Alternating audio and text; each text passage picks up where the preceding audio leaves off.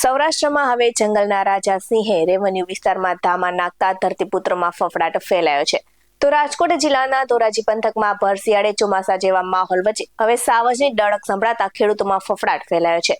તો ધોરાજીના કૈલાસનગર પાછળના સીમ વિસ્તારમાં રાત્રિના સમયે સિંહના આટા ફેરા અને ગર્જનાઓ સંભળાતા ખેડૂતોએ શવ બચાવ માટે શું કર્યું જોઈએ અહેવાલમાં. નમસ્કાર દર્શક મિત્રો, BS9 TV ન્યૂઝમાં આપની સાથે હું છું નેહા પટેલ.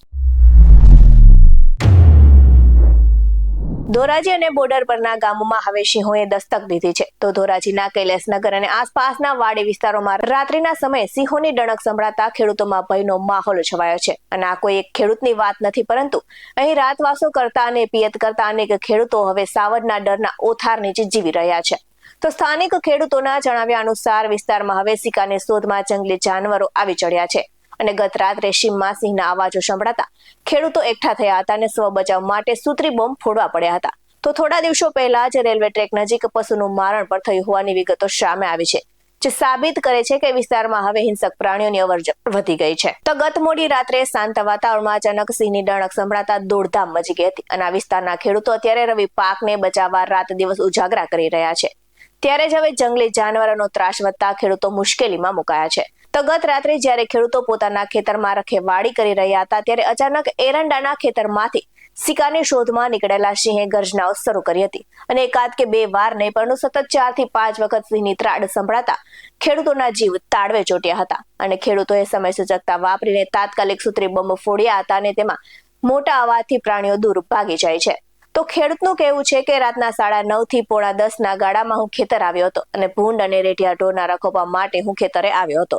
ત્યાં અચાનક જ મને 4 થી 5 વખત સિંહનો અવાજ સંભળાયો અને એરંડાના ખેતરમાંથી અવાજ આવ્યો એટલે હું સીધો જ ત્યાંથી નીકળી ગયો હતો.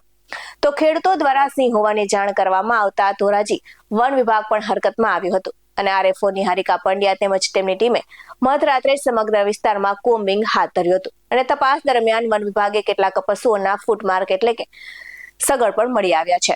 જોકે આ પગલા સિંહના છે કે દીપડાના તે અંગે વન વિભાગ હજુ ચોક્કસ નિષ્કર્ષ આપ્યો નથી, પરંતુ અધિકારીઓએ સ્વીકાર્યું છે કે ધોરાજી અને જેતપુરનો વિસ્તાર લાયન ટેરિટરી કોરિડોરનો ભાગ છે અને જૂનાગઢ અભયારણ્ય નજીક હોવાથી સિંહો ખોરાકની શોધમાં અહીં આવી ચડે તેવી પૂરેપૂરી શક્યતા છે. તો કૈલાસનગર વિસ્તારની પાછળની વાડી વિસ્તારમાંથી જીતેશભાઈનો કોલ આવ્યો હતો કે સિંહો ક્યાંક અવાજ આવે છે. તો આ બાબતે અમે તપાસ માટે આવ્યા છીએ. ત્યારે ધોરાજી, જેતપુર અને તેમની આસપાસના વિસ્તાર કે જે લાયન ટેરિટરી તરીકેના એરિયામાં આવે છે અને જૂનાગઢ સેન્ચુરી ખૂબ જ નજીક છે, એટલે કદાચ વન્ય પ્રાણીઓ આવ્યા હોય તેવી શક્યતા છે. તો ધોરાજીની આજુબાજુમાં આ રીતે તેવી મુવમેન્ટ ચાલુ રહે છે તેવું વન વિભાગનું કહેવું છે. તો હાલ તો વન વિભાગે આ વિસ્તારમાં નાઇટ પેટ્રોલિંગ વધાર્યું છે અને ખેડૂતોને રાત્રિના સમયે એકલા ખેતરમાં ન જવા સાવચેત રહેવા સૂચન આપ્યા છે.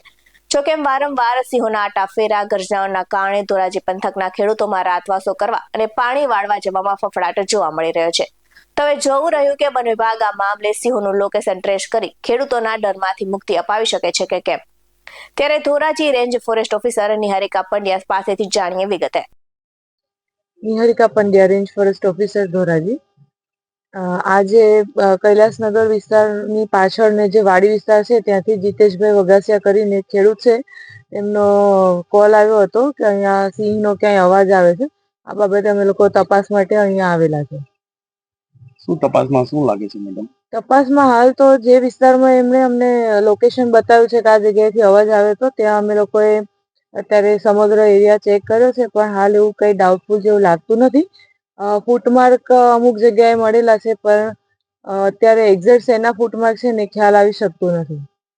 થોડા દિવસ પહેલા આ સાઈડ મારણ કર્યું હતું, તમને એવું લાગે છે કે આ સાઈડ હોય જનાવર? ધોરાજી, જેતપુર અને એની આસપાસનો જે વિસ્તાર છે લાયન ટેરિટરીનો એરિયા છે અને સિંહ આપણે જુનાગઢ જે સેન્ચુરી છે એનાથી પણ ખૂબ નજીક છે, એટલે કદાચ એવી શક્યતા હોય કે ધોરાજી અથવા તો જેતપુરની અંદર આ રીતે એની મુવમેન્ટ ચાલુ રહે, પણ આ વિસ્તારની અંદર ક્યારેય સ્થાયી થયેલ નથી. તો સ્થાનિક ખેડૂત જીતેશભાઈ વગાસિયાનું શું કહેવું છે સાંભળીએ. મારું નામ જીતેશ વગાસિયા, ગામ મારું ધોરાજી. એક ખેડૂત પુત્ર, ખેડૂત અગ્રણી તરીકે કે હું રાતના આજ સાંજે 9:30 થી 9:45 ના ગાળામાં આવ્યો. જ્યારે ભૂંડ અને રેઢિયા ઢોર ગામના એના રખોલા માટે હું આવ્યો હતો, મારી ખેતીની, મારી પોતાની જમીન માટે. તો આજે મેં ભઠ્ઠો કર્યો, ખુરચી રાખીને હું બેઠો હતો. તો મેં કીધું 2-4 હુતરી બમ ફોડું. તો મેં કીધું ભૂંડ હોય કે રેઢિયા ઢોર હોય તો એ નીકળી જશે કીધું. તો આજે મને સિંહની જે તાળ આવી છે આજની તારીખમાં કે હું મારી ઘીરે અચાનક મારે પણ ભાગવું મુશ્કેલ પડી ગયું છે. 4 થી 5 અવાજ મને સિંહના અવાજ આવ્યા છે એરંડામાંથી. તો આજે રાતના 1 વાગે અને 10 વાગ્યા પહેલા તો વન અધિકારી સાહેબો બહેનોને મેં ફોન કર્યો અને અધિકારીઓને મેં ફોન કર્યો. સાહેબો બહેનો બધા આવી ગયા વન વિભાગના, પણ આજે તપાસ કરી અને લોકેશન ગોતીએ છીએ. આજે રાતના 1 વાગ્યા પણ આજની તારીખમાં કે જે આગલું પણ ઢોરનું મારણ કરેલું છે રેલના નજીકની પાટાની અંદર, અને પાછું આ સીમમાં જ જે તાર નાખી છે મેં હુતરી બહુ ફોડવાથી એટલે હું સીધો મારી ઘરે નીકળી ગયો. આવા જ વધુ અહેવાલ સાથે ફરી મળતા રહીશું. તમે અમારી યુટ્યુબ ચેનલને સબસ્ક્રાઇબ કરવાનું અને અમને ફેસબુક અને ઇન્સ્ટાગ્રામ પર ફોલો કરવાનું ભૂલશો નહીં. બાકી નવી અપડેટ્સ મેળવવા માટે આપ જોતા રહો BS9 TV ન્યૂઝ. નમસ્કાર.